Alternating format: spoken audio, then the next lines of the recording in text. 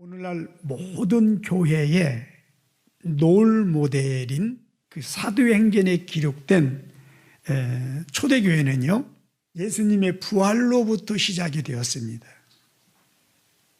무슨 말이냐면 부활하신 예수님을 제자들이 다시 만납니다.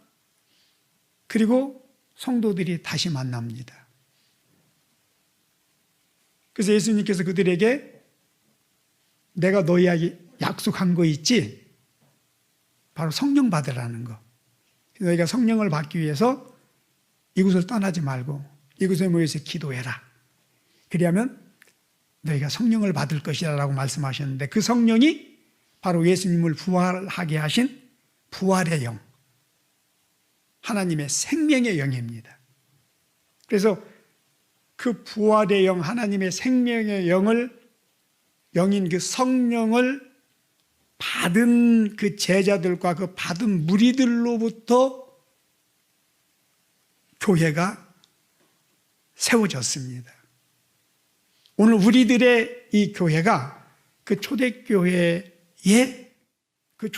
오늘 우리들의 이 교회의 모델이라는 것이죠. 그래서 초대교회의 성도들, 그리스도인들은요, 전부 다 부활의 신앙, 부활의 믿음을 가지고 있었습니다. 자, 그러면 이 초대교회의 부활의 신앙, 이 부활의 믿음이란 어떤 것인가? 한마디로요, 순교의 신앙이었습니다. 그리고 이 순교의 신앙이라고 하는 것은 하나님 한 분 외에 아무것도 두려워하지 않는 신앙이었습니다. 그들은 이 순교의 신앙을 가지고요, 모든 것을 견디고 참고 이겨내고 끝까지 승리할 수 있었습니다. 그리고 이 초대교회는요, 우리가 알다시피 정말 놀라운 일들이 아주 많이 있었습니다. 근데 이제 어제 제가 이 말씀을 묵상하는 가운데 정말 성령님께서 또 새로운 것을 하나 보여주시고 깨닫게 해주셨는데, 그게 뭐냐면은, 보통 이제 일반적으로 우리의 신앙생활 속에서 보면은 믿음이 없다가 예수를 믿고 신앙생활을 오래 하다 보면 이제 믿음이 생기죠. 자, 그러면 이제 순종도 잘하고, 또 어떤 자들은 순교의 믿음을 갖기도 합니다. 그런데 초대교회는요, 예수를 믿기 이전에 이미 교회 밖에서 내가 예수를 믿어야 되겠다 하는 순간 그들은 부활의 신앙을 가졌다라고 하는 거예요. 부활의 믿음을 가졌다라고 하는 거예요. 그래서 교회 밖에서 예수 믿겠다고 하는 순간 부활의 믿음, 순교의 이 믿음을 가지고 교회 안에 들어왔다라고 하는 거예요. 여러분, 이런 이야기를 들으면 좀 놀라는 척이라도 해야 되지 않겠습니까? 여러분, 이게 얼마나 놀라운 겁니까? 저도 한 번도 생각하지 못했는데 어제 말씀을 묵상하는 가운데 성령께서 이걸 깨닫게 하시더라고요. 자, 이게 무슨 말이냐면, 초대교회 당시에 예수를 믿는다는 것은 죽음을 각오하는 거예요. 그러니까 죽기를 각오하지 않으면 예수를 절대 믿을 수 없습니다. 그때는 누구든지 예수를 믿는다라고 하면은 모든 것을 다 빼앗깁니다. 로마 정부의 어떤 관원이라 하더라도 예수를 믿는 순간 그의 모든 건 다 빼앗깁니다. 그리고 노예로 끌려가야 됩니다. 죽을 때까지 노예 생활해야 됩니다. 그렇지 않으면은 바로 붙잡혀서 다 화형을 당하든지, 다 그 원형 경기장 같은데 굶주린 사자들을 풀어놓고 그 안에 집어 던져서 그 짐승들의, 맹수들의 먹이가 되게 하는, 그리고 그 본인뿐만 아니에요. 가족 전체를 다 그렇게 해서 죽였습니다. 그렇기 때문에 초대교회에서 예수를 믿는다라고 하는 것은 오늘날처럼 무슨 병 고쳐주세요, 문제 해결해 주세요, 뭐 내가 바라고 원하는 것이 있습니다, 그래서 그런 것들을 이루기 위해서, 그런 것들을 얻기 위해서 예수 믿은 것이 아니라 모든 것을, 자기 목숨까지라도 포함해서 모든 것을 다 빼앗기고 모든 것을 포기하는, 여러분 이게 바로 순교적인 정신, 순교적인 믿음입니다. 그러니까 그런 믿음을 각오하지 않으면, 그런 믿음이 없으면은 절대로 예수를 믿을 수가 없었던 겁니다. 그렇기 때문에 이게 정말 놀라운 일이 아닐 수가 없다, 이렇게 말씀을 드리는 겁니다. 그리고요, 또 하나 놀라운 것은 예수를 믿겠다라고 결단하고 교회 안에 들어오는 자들이 이제 다양했었는데, 특별히 이제 그 중에 예수님을 십자가에 못 박아 죽였던 유대의 그 어떤 관원들, 유대 그 지도자들, 그리고 또 로마 정부의 어떤 그런 고위 공직자들, 그 로마 정부의 어떤 그런 관원들이 예수를 믿었다라고 하는 겁니다. 여러분, 가난하고 병든 자들이, 그리고 사회로부터 소외당하는 자들이 의지할 곳이 없어서 예수를 믿고 뭐 교회에 나왔다, 그래서 신앙생활을 했다, 이거는 이해가 되는데 육신적으로 보면 부족한 것이 아무것도 없어요. 그러나 예수를 믿는 순간 그들은 노예로 끌려가서 죽을 때까지 노예 생활해야 돼요. 모든 걸 다 빼앗겨야 돼요. 그리고 비참하게 죽어가야 돼요. 그럼에도 불구하고 그들이 예수를 믿었다? 여러분, 이게 이해가 되는 겁니까? 그래서 그 당시에 예수를 믿지 않는 이 유대인들이나 로마 사람들이 정말 이해할 수 없는 아이러니 중에 하나가 바로 이것이었습니다. 아무리 생각해도 이해가 되지 않는 거예요. 그래서 예수 믿지 못하도록 사람들을 잡아다가 예수 믿지 않겠다라고 한다면 내가 이런 너에게 관직도 주고 내가 이런 부와 명예와 권세를 주겠다. 또 훌륭한 사람들이 많이 있었어요. 그런 사람들을 죽이기 가까우니까 로마 황제가 그런 사람들을 데려다 놓고 그 예수 믿는 게 뭐라고, 이 모든 걸 버리면서까지 예수를 믿고 죽음의 자리로 나가려고 하느냐, 예수 믿지 않겠다고 한마디만 하면은 내가 너에게 더 높은 벼슬도 주고 부와 명예와 권세를 주겠다. 자, 그럼에도 불구하고 저는 그걸 포기하겠습니다, 저는 예수를 믿겠습니다 라고 이야기를 했다라고 하는 거예요. 여러분, 오늘 우리들의 신앙과는 달라도 너무나 다르지 않습니까?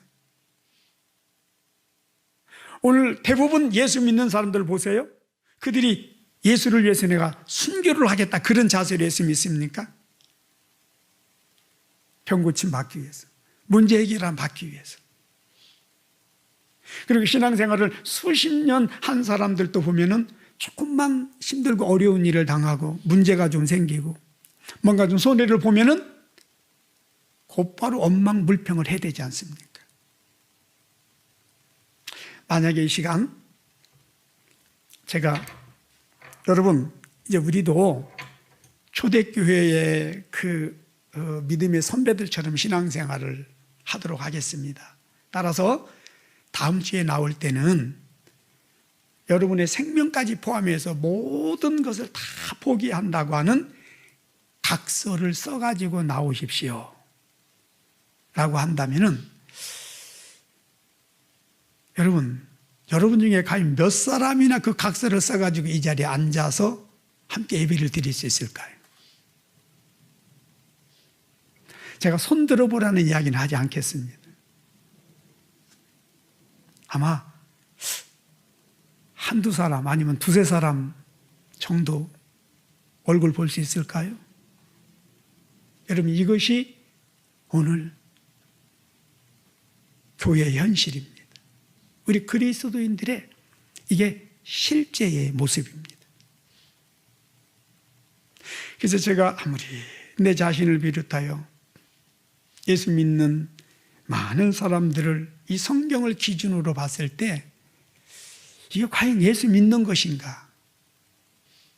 예수 믿는 게 아닌 것 같아요. 아마 여러분들도 비록 하나님 말씀대로 살지는 못한다 할지라도 이 말에 공감은 할 겁니다. 최소한으로는 공감이라도 해야 돼요. 그래야만이 회개하지. 그래야만이 조금이라도 우리의 믿음이 새로워질 수 있지 않겠습니까? 자, 그러면 초대교회가 도대체 어떤 교회였기 때문에 이런 역사들이 나타날 수 있었는가? 몇 가지 이유가 있습니다. 첫째는 아까도 말씀을 드렸듯이 이 초대교회는 예수님의 부활을 목격한 제자들과 그리고 부활 승천하시는 그 예수님을 직접 그 상황을 목격한 500여 명의 성도들이 있었습니다. 특별히 모여서 기도하다가 성령의 충만함을 받은 그 120명의 그 제자들과 성도들이 있었습니다. 그리고 그런 그 성령의 역사로 말미암아 교회 안에 아주 강력한 귀신을 쫓아내고 병을 고치며 죽은 자들이 살아나며 수많은 그런 기사와 이적이 그 성령의 능력으로 강하게 교회 안에 나타났습니다. 그리고 이 초대교회는요 또 사랑의 공동체였습니다.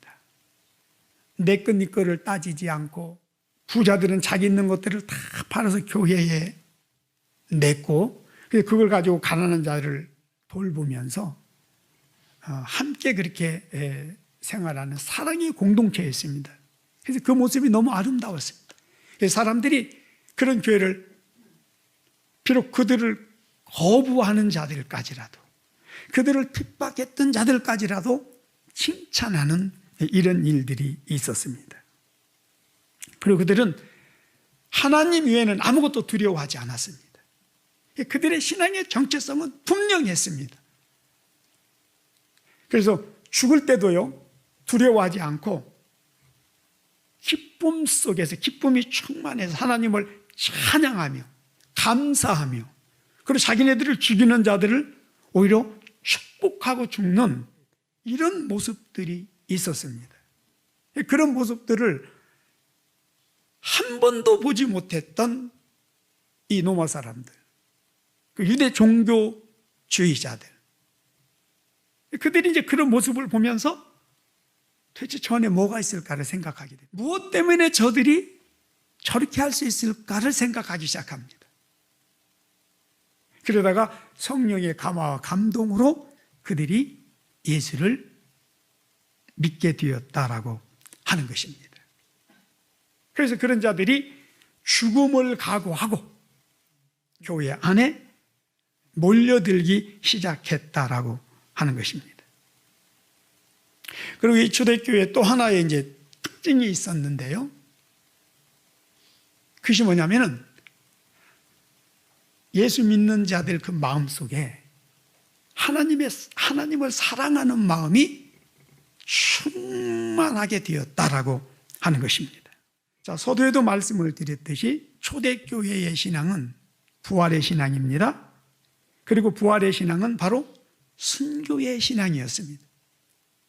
근데 그 순교의 신앙, 그 순교의 믿음이 가능하게 했던 것이 뭐냐라고 하면은 하나님을 사랑하는 마음, 하나님을 사랑하는 믿음이었습니다.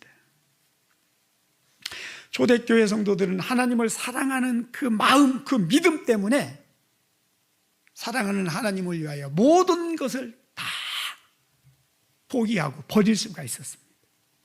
그래서 그 하나님의 말씀대로 순종할 수가 있었던 것입니다. 한마디로 초대교회의 이 부활의 신앙은 하나님을 사랑하는 신앙이었다. 이렇게 표현하는 것도 안 될 것 같아요. 오직 하나님만 사랑하는 신앙이었다. 그리고 그들은 하나님만을 두려워했습니다. 그들은 하나님의 말씀만을 붙들고 살아갔습니다. 여러분, 우리 인간에게 있어서 가장 두려운 것이 뭐라고 생각하세요? 그것은 바로 죽음에 대한 두려움이라고 할 수 있습니다. 성경은 분명히 말합니다.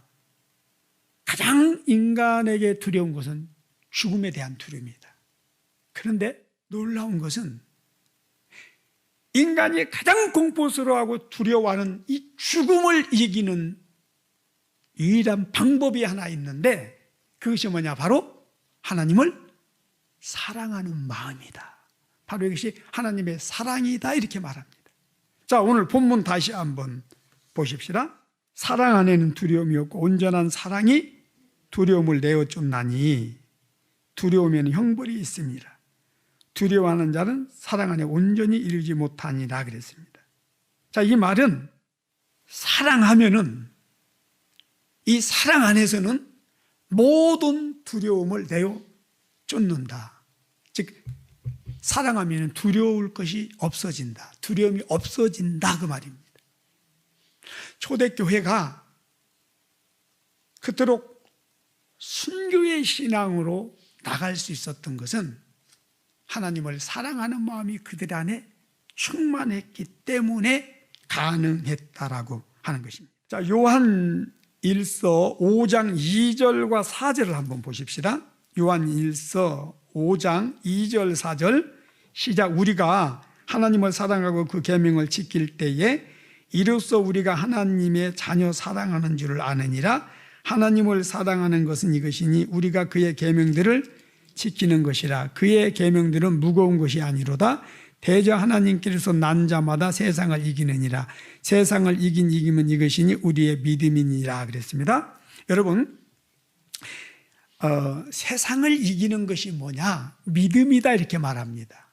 믿음으로 세상을 이깁니다. 믿음으로 구원을 받습니다. 그런데 지금 여기에서는 뭘 말씀하시냐면은 세상을 이기는 것이 믿음인데, 이 믿음이 어떤 믿음이냐라고 할 때에 바로 하나님을 사랑하는 믿음이다, 이렇게 말씀하고 있는 겁니다. 여러분, 잘 기억하십시오. 믿음이라고 다 똑같은 믿음이 아니다. 세상을 이기는 믿음이 있고 세상을 이기지 못하는 믿음이 있어요. 구원받는 믿음이 있고 구원받지 못하는 믿음이 있어요. 그러면 세상을 이기는 믿음, 구원받는 믿음은 어떤 믿음이냐? 하나님을 사랑하는 믿음이다라고 하는 것을 말씀하고 있습니다. 여러분, 우리는 세상을 이기는 믿음을 가져야 천국 갈 수 있습니다. 세상을 이기는 믿음이 없이는 천국에 못 갑니다. 자, 다시 묻습니다. 그러면 세상을 이기는 믿음이 어떤 믿음이라고요? 하나님을 사랑하는 믿음이다. 할렐루야. 여러분, 하나님 사랑하는 믿음을 갖기 위하여 기도하시기를 주의 이름으로 축복합니다. 하나님, 내 안에도 하나님만을 사랑하는 믿음을 주옵소서. 내 안에 하나님을 사랑하는 마음을 부어주소서. 여러분, 죽을 때까지 우리 이게 기도의 제목이 되어져야 됩니다. 오늘부터라도 반복해서 이 기도를 하시기를 바랍니다. 혹시 우리 중에 지금 나름대로 기도도 열심히 하고 말씀대로 살려고 하는데 내 마음속에 뭔가 모르는 어떤 그런 불안함이 있다.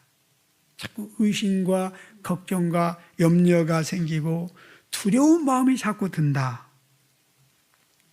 혹시 그런 분 계세요? 그렇다면 그 이유는 단 하나라고 보면 됩니다. 내 안에 하나님 사랑하는 마음이 없기 때문입니다. 여러분, 오늘 다시 점검해 보시기 바랍니다. 근심, 걱정, 염려, 불안, 두려움은요, 하나님을 사랑하지 못하는 마음에서 일어나는 현상들입니다.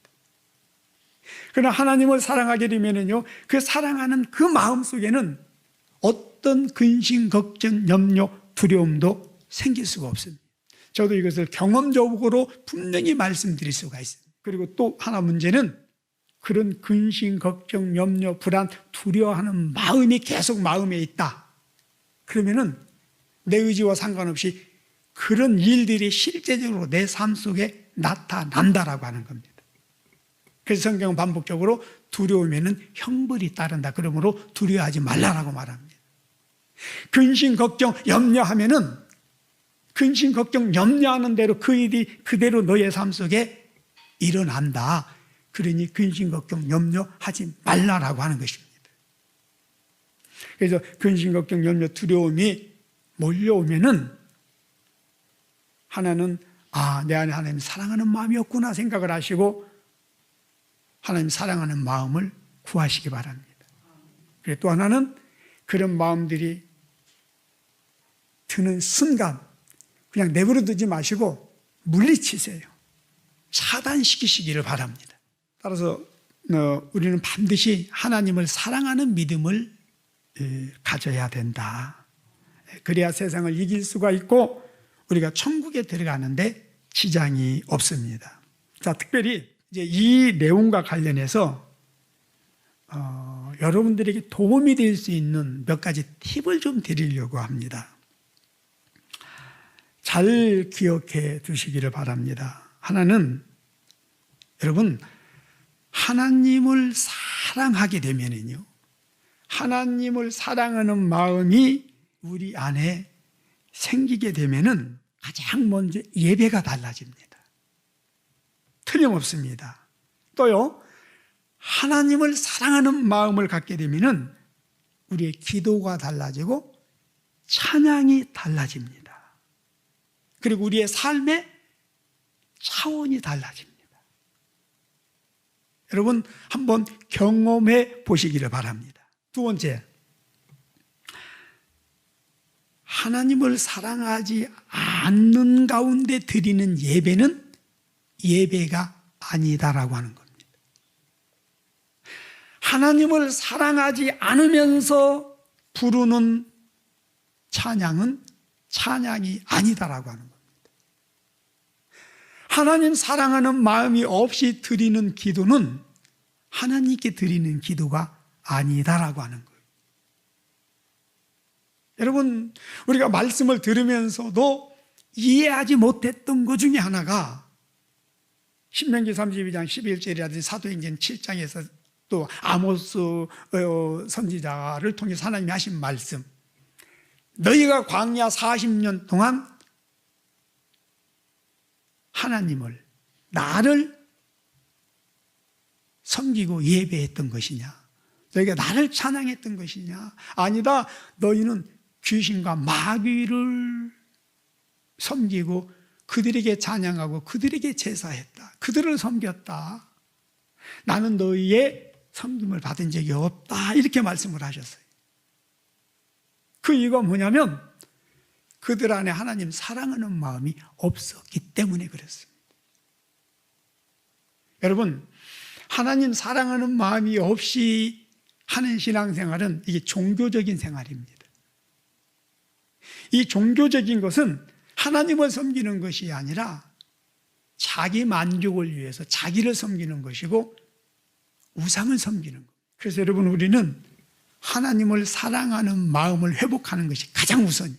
아직까지도 우리 안에 하나님 사랑하는 마음이 없다면 하나님 사랑하는 마음을 위해서 금식도 하시고 기도하면서 구하시기 바랍니다. 제가 지난주에도 지지난주에도 오늘 지금 세 주에 이어서 지금 계속 하나님 사랑에 대해서 말씀을 드리는데요, 혹시 여러분 중에 하나님 사랑에 대한 설교를 듣다가 정말 내가 하나님 사랑하게 되면 어떻게 되지 하고 걱정하시는 분도 혹시 계실지 모르겠는데, 여러분 그렇게 되라고 지금 3주에 걸쳐서 계속 말씀을 드리는 거예요. 이 말씀을 하나님 사랑하게 되는 그런 은혜를 받게 되시기를 주의 이름으로 축복합니다. 그러면 여러분의 삶의 차원이 달라진다니까요. 그럼 반드시 하나님 사랑하는 마음을 회복을 해야 됩니다. 그렇지 않으면 우리가 세상을 이길 수가 없습니다. 우리의 신앙생활이 온전한 신앙생활이 될 수가 없습니다. 오늘 참으로 가슴 아픈 것은 많은 사람들이 예배를 드리는데 보면은 예배가 아니에요. 많은 사람들이 찬양을 부르는데 찬양이 아니에요. 기도를 하지만 기도가 아니에요. 왜냐? 하나님 사랑하는 마음이 없이 하기 때문에. 정말 이것은 불행한 일이 아닐 수가 없습니다.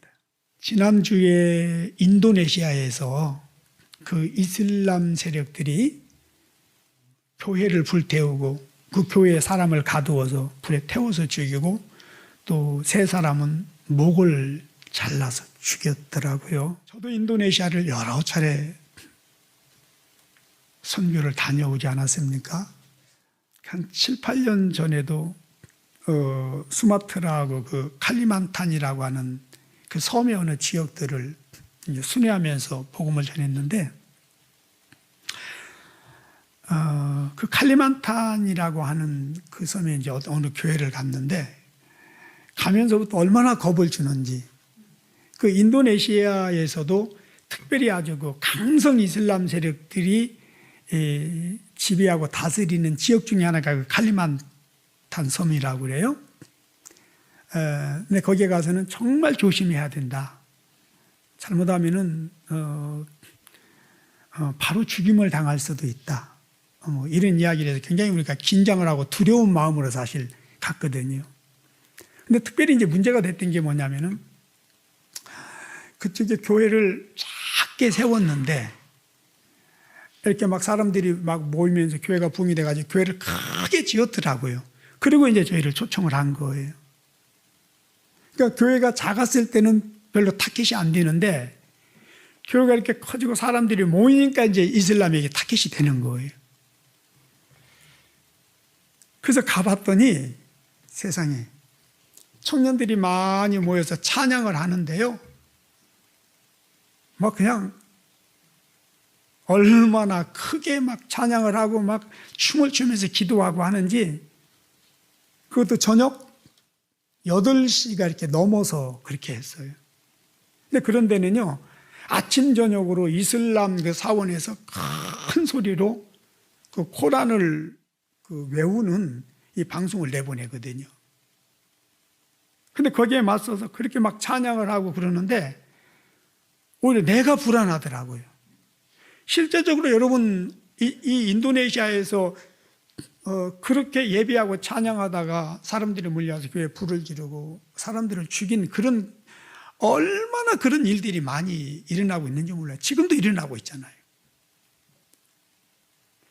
그런데 그렇게 하는 거예요. 여러분 왜 그렇게 할 수 있다고 생각하세요?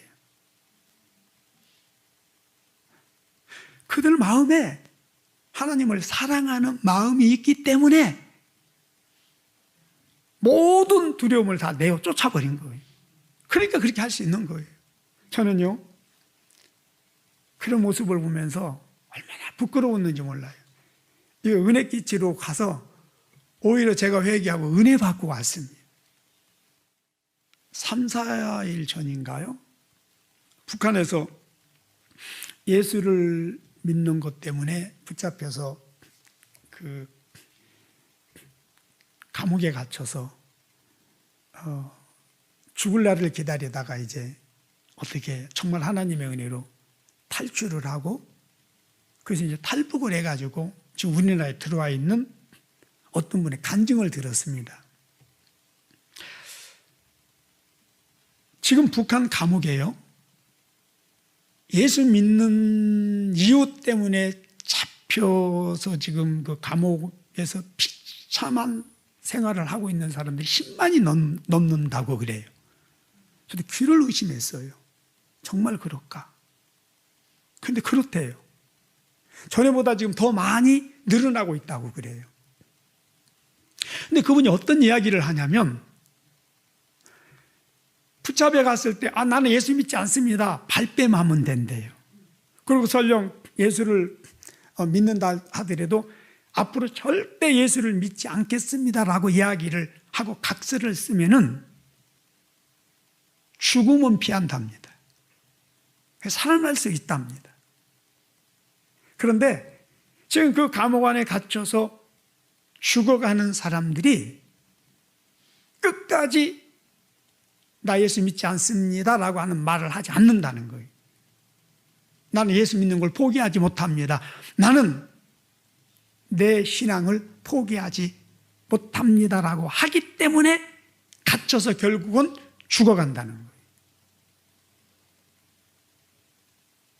제가 그걸 들으면서 무엇이 저들을 그렇게 하는 것일까? 여러분, 무엇이 그들로 하여금 그런 죽음의 현장에서 예수를 부인하지 못하게 하는 것일까요? 믿음일까요? 무엇이라고 생각을 하세요? 하나님 사랑하는 믿음, 하나님 사랑하는 마음입니다. 사랑은 모든 두려움을 내어 쫓습니다. 여러분, 세상에서도요, 육신적인 사랑도 진실로 누군가를 깊이 뜨겁게 사랑하면 그 사랑하는 자를 위하여 목숨을 내놓기도 하잖아요. 육신의 사랑도 그럴진데 성령으로 말미암아 하나님을 사랑하게 되면 그 사랑은 아무도 말릴 수가 없습니다. 자, 로마서 8장 한번 봅시다. 35절부터 39절까지만 봅시다. 시작. 누가 우리를 그리스도의 사랑에서 끊으리요? 환난이나 공고나 핍박이나 기근이나 적신이나 위험이나 칼이라 기록된 바 우리가 종일 주를 위하여 죽음을 당케 하며 도사를 양같이 여김을 받았나이다. 안과 같으니라. 그러나 이 모든 일에 우리를 사랑하시는 이로 말미암아 우리가 넉넉히 이기느니라. 내가 확신하노니 사망이나 생명이나 천사들이나 권세자들이나 현재이나 장래일이나 능력이나 높음이나 깊음이나 다른 아무런 피조물이라도 우리를 우리 주 그리스도에서 하는 하나님의 사랑에서 끊을 수 없느니라. 아멘. 자, 여기도 보세요. 하나님을 사랑하는 그 믿음이, 하나님을 사랑하는 그 마음이 우리로 하여금 모든 것을 넉넉히 이기게 한다 그랬습니다. 그래서 어떤 권세도, 어떤 환난도, 공고나 핍박도, 기근이나 적신이나 위험이나 칼이라 하더라도 하나님의 사랑에서 우리를 꺼내낼 수 없다라고 이야기를 하고 있습니다. 하나님의 본성이 뭐라고요? 사랑입니다. 그래서 여러분, 예수 믿는 신앙생활에 있어서 가장 중요한 것은 하나님의 사랑입니다. 하나님의 그 사랑 때문에 하나님이 독생자 예수를 우리에게 내어주셨고, 그래서 우리가 구원을 받은 거예요. 그리고 그 사랑을 하나님이 우리 마음에 부어주셨어요. 그래서 우리가 그 사랑으로 하나님을 사랑하며 사는 것입니다. 그런데 하나님 사랑하는 마음 없이 신앙생활 한다라고 하는 게 얼마나 이게 여러분 모순이 웃기는 일입니까? 말이 되지 않는 것이지. 응?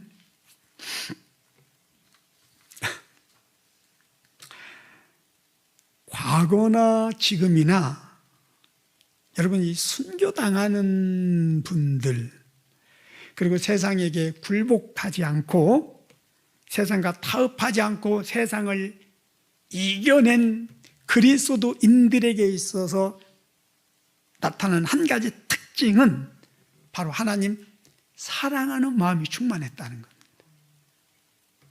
여러분, 나라와 민족을 사랑해도 나라와 민족을 위해서 목숨을 버린 자들이 얼마나 많습니까? 물론 그들도 보면 대부분 그리스도인들인 것을 보게 됩니다. 우리는 무엇보다도 하나님 사랑하는 그리스도인들이 되어져야 됩니다. 우리의 믿음은 하나님 사랑하는 믿음이 되어져야 됩니다. 오늘 우리 그리스도인들에게 있어서 가장 심각한 문제는 열심히 예수를 믿는데 하나님 사랑하는 마음이 없다는 거예요. 여러분, 열심히 예수를 믿는데 하나님 사랑하는 마음이 없다, 이거는 말이 안 되는 소리예요. 열심히 예수를 믿는데 하나님 사랑하는 마음이 없다라고 하는 것은 이건 자기 자신에게 속는 거고 마귀에게 속는 겁니다. 우리의 열심도 예수님을 사랑하는 마음에서 나오는 열심이어야지, 하나님 사랑함이 없는 열심, 어떤 신앙의 행위, 여러분, 그게 종교적이고 우상숭배적이라는 것입니다. 여러분, 꼭 기억하시기를 바랍니다. 하나님 사랑하는 마음이 없기 때문에 신앙생활에다 조금이라도 힘들고 어려운 일이 생기면 엉망불평이 나오는 겁니다. 자, 마지막으로 하나님을 진실로 사랑하기를 원하는 자들을 위하여 한 가지 팁을 더 드리겠습니다.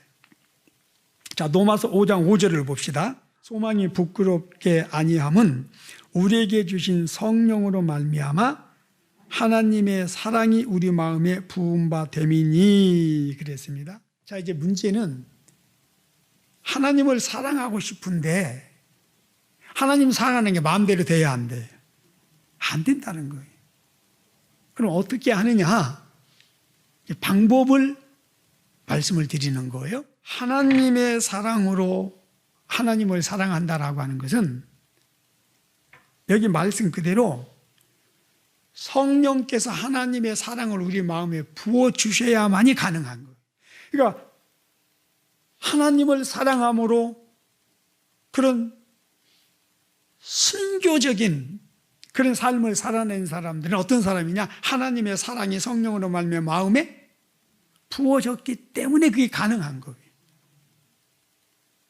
하나님의 사랑이 마음에 부어지지 않는데 내가 그런 사랑을 만들어서 할 수 있는 게 아니에요.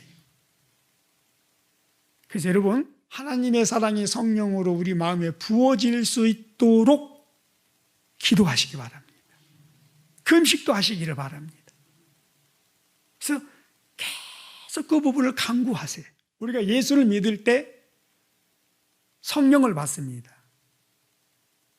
사도 바울은 뭐라고 말하죠? 고린도전서 12장에 성령으로 말미암아 예수 그리스도를 구주라 믿고 시인할 수 있다 그랬습니다. 그러니까 성령이 아니면은 우리가 예수님을 구주라 마음으로 믿고 시인할 수가 없다는 얘기예요. 그럼 우리가 지금 예수님을 구주로 믿고 이렇게 신앙생활 하는 것은 이미 성령이 우리 안에 임하셨다는 거잖아요. 우리가 성령 받았다는 거잖아요. 그럼 여기 보니까 그 성령이 우리 안에 오실 때 성령만 오시는 것이 아니라 단순히 예수 그리스도는 나의 구주입니다라고 하는 걸 믿고 고백만 하게 하는 것이 아니라 뭘 가지고 오셨다고요? 하나님 사랑을 가지고 오셔서 우리 마음에 그 사랑을 부어주신다는 거예요. 그럼 여러분 하나 물어보겠습니다. 우리는 성령 받았습니까? 못 받았습니까? 성령을 받았습니까? 못 받았습니까? 받았지요? 그럼 성령을 받았으면 우리 마음에 하나님 사랑하는 마음이 있어야 돼요? 없어야 돼요? 있어요? 없어요? 있어요. 아멘. 이 정도 있어서는 안 돼요. 아마 있습니다라고 하면서도 좀 부끄러움을 느꼈을 것 같아. 자, 그런데 이제 문제는 성령을 받았어요. 그 예수를 믿어요. 매주마다 나와서 예배에 참여를 해요. 그런데 하나님 사랑하는 마음이 하나도 없어요. 그럼 이거는 뭘까요? 성령을 받지 못했기 때문일까요? 물론 그럴 수 있어요. 교회 다니지만 물과 성령으로 거듭나지 못한 자들이 있어요. 그런 자들은 성령 받은 게 아니에요. 그래서 예수를 사랑하는 마음이 부어지지 않았어요. 그러나 그런 경우에는 지금 소수고 우리 교회에서 대부분은 성령을 다 받았어요. 그런데 왜 하나님 사랑하는 마음이 생기지 않는 것일까? 열심히 기도하고 열심히 말씀 보고 신앙생활 하는 거에 비하면 하나님 마음이 생기지 않아요. 그 이유가 무엇일까? 저도 이 부분을 지난주에 묵상을 하면서 성령께서 보게 하시고 알게 하신 것은 하나님의 사랑을 흘려보내지 못했구나라고 하는 것이었습니다. 여러분, 하나님께서 우리에게 주시는 것은 그것이 사랑이든 능력, 어떤 권세든 재물이든 그것이 구원이든 뭐든 흘려보내라고, 세상에게 흘려보내라고 주신 것들이에요. 그래서 나에게 먼저 주신 겁니다. 그래서 세상을 구원하고자 하는 것이 하나님의 뜻입니다.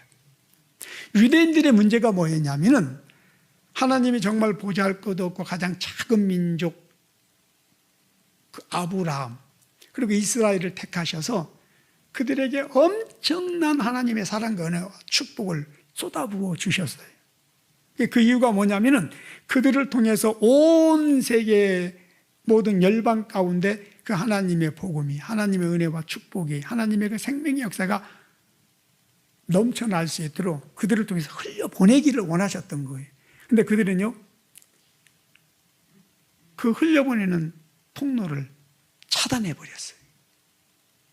그리고 자기들만 그 은혜를 받고 누렸어요. 그래서 결국 하나님의 그 사랑이 그들에게서 떠나는 것을 보게 됩니다. 여러분, 초대교회 예루살렘 교회가 엄청 부흥을 했어요. 그러다 보니까 그들이 흩어지지 않는 거예요. 예수님은 너희는 성령을 받고 나서 이 예루살렘과 온 유대야 사마리아 땅끝까지 흩어져서 복음을 전하라라고 했는데, 하나님은 그 부활의 신앙, 부활의 생명의 은혜를 그 초대교회를 통해서 유대 예루살렘과 온 유대야와 사마리아 땅끝까지 흘려보내기를 원하셨는데 그들은 흘려보내지 않았어요. 자기네들만 모여서 여기가 조사오니 그러고 있었어요. 그러니까 하나님은 어떻게 하세요? 흩어버립니다. 그래서 전국으로 흩어집니다. 그래서 여러분, 사도행전의 역사가 그래서 일어난 거예요. 그래서 지금 우리가 사도행전을 통해서 은혜를 받는 거예요. 여기에 대한 실제적인 지형을 통한 교훈도 하나님이 우리에게 주시는 게 있는데, 이스라엘에는 요단강이 있고 홍해가 있지요. 요단강은 항상 깨끗한 물이 흐르는, 그래서 많은 생명체들이 삽니다. 왜냐하면 흘러 들어오는 그 통로가 있고 또 그것을 계속 흘려보내는 그 통로가 다 열려 있는 거예요. 그런데 홍해바다는 우리가 알다시피 죽은 바다라고 그러죠. 그러니 생명체가 살지 못합니다. 왜 그럴까요? 갈릴리 바다로부터 유입은 받는데, 물이 들어가는데 거기는 워낙 지대가 낮아서 흘려내보내지를 못해요. 그러다 보니까 살아있는 물이 들어가서 그 안에 들어가면 다 죽은 물로 바뀌어버리는 거예요. 그리고 이제 또 하나는 그 안에서 물이 증발이 되기 때문에 지금 홍해가 말라간다고 그래요. 여러분, 우리가 하나님으로부터 받는 사랑도 마찬가지. 하나님 우리에게 사랑을 부어주시지 않은 것이 아니에요.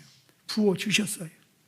그런데 그 사랑을 이기적인 마음 때문에 그 하나님의 사랑을 흘려보내지 않고 그 사랑의 통로를 딱 막아놓고 있다 보니까 더 이상 하나님의 새로운 사랑이 공급되지가 않는 거예요.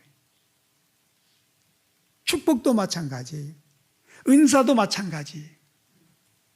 계속 흘려보내면 흘려보낼수록 하나님으로부터 새로운 그런 사랑과 은사와 축복이 공급이 되어져요. 그래야 우리가 살게 되는 거예요. 그래야 나도 풍성하고 다른 사람도 풍성하게 되는 거예요. 이게 하나님의 역사, 하나님의 방법이에요. 근데 우리는 받기는 받는데 흘려보내지 않고 딱 막아놔요. 차단시켜요. 그 인색한 마음이나 그 이기적인 어떤 것들 때문에 딱 막아버려요. 그러다 보니까 더 이상 흘러가지 못해. 흘러가지 못하면 고이면은 썩게 돼 있습니다. 그리고 이게 흘러가지 못하고 여기서 막히니까 흘러 들어오지도 못하는 거예요. 그러면 이제 자체적으로 증발하게 되죠. 소멸하게 됩니다. 없어지게 됩니다. 이게 지금 우리들이 하나님의 풍성한 은혜와 축복과 그 생명을 누리지 못하는 결정적인 이유라고 할 수가 있습니다. 여러분, 이제 무엇이 되었든지 간에 박아두지 마시고 붙들어 놓지 마시고 과감하게 흘려 보내세요. 예수님의 이름으로 흘려 보내는 것이 저와 여러분들이 더 크고 풍성한 하나님의 은혜와 축복과 사랑을 받는 비결 중에 첫 번째.